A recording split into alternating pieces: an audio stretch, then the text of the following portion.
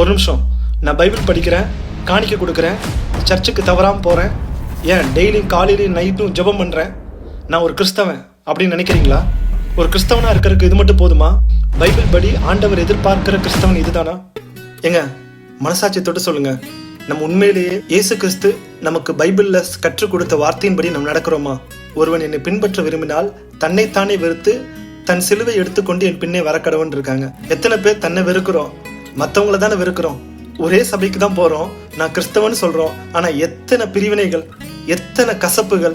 இவன் எனக்கு பிடிக்காது, இவன் இருந்தால் நான் வரமாட்டேன், இவன் இருந்தால் நான் ஜெபிக்க மாட்டேன், இவன் ரொம்ப மோசம். கொஞ்சம் யோசித்து பாருங்க, ஆண்டவர் என்னங்க சொல்றாரு? காண்கிற சகோதரனை அன்பு செலுத்தாதவன் காணாத தேவன் எப்படி அன்பு செலுத்துவான்னு கேட்கிறாருல. நம்ம அப்படி அன்பு செலுத்துறோமா?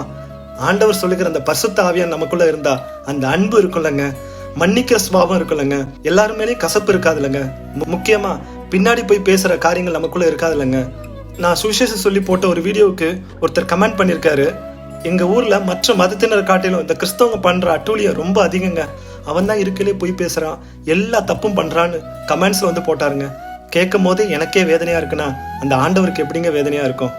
திருடனை பிடிக்க வேண்டிய ஒரு போலீஸ்காரரு தான் திருடி கையும் களவுமா மாட்டிக்கிட்டாருன்னு என்னங்க பண்ணுவாங்க? திருடன் கொடுக்குற தண்டனை விட அவருக்கு டபுள் மடங்கு தண்டனை கொடுப்பாங்க.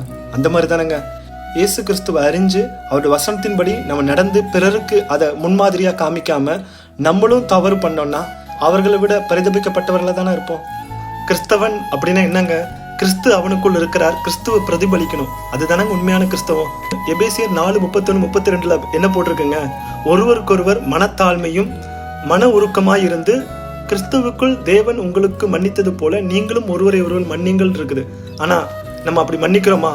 நமக்குள்ள பரிசுத்த ஆவியானவர் இருக்காருங்க. எதுக்காக இருக்காரு? நம்ம அவருக்குள்ள பரிசுத்தமா நடக்கணும், பிறருக்கு கிறிஸ்துவ நம்ம மூலியமா காமிக்கணும் தானங்க. அதனால தாங்க ரோமர் 12 17, 18, 19 தயவு செய்து படிச்சு பாருங்க. அதுல என்ன போட்டிருக்குங்க? தீமைக்கு தீமை செய்யாதிருங்கள், கூடுமானால் உங்களால் ஆன மட்டும் எல்லாரோடும் சமாதானமா இருங்கள்.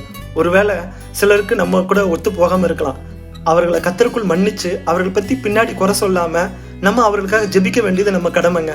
அப்படி மன்னிக்க முடியலன்னா பரிசுத்த ஆவியானவர்கிட்ட கெஞ்சி கேளுங்க, ஆண்டவரே உம்முடைய பரிசுத்த ஆவியானவர் எனக்கு கற்றுத்தாருங்க, ஆண்டவரே உம்மை போல மாற்றுங்கன்னு கேளுங்க. நீ தீமையினாலே வெல்லப்படாமல் தீமையை நன்மையினாலே வெல்லு. உங்களுக்கு விரோதமா யார் தீமை செய்யறாங்களோ அவங்களுக்கு நன்மை செய்யுங்க, இயேசுவை நம்ம மூலியமா காண்பீங்க. அப்பதாங்க சுவிசேஷம் அறிவிக்கப்படும், எல்லாரும் இயேசுவை ஏற்றுக்கொள்வாங்க. பரலோகத்துல நம்மளுடைய பலன் மிகுதியா இருக்கும். ஏன்னா காலம் இனி செல்லாது. உங்களை கெஞ்சி கேட்டுக்கிறேன்.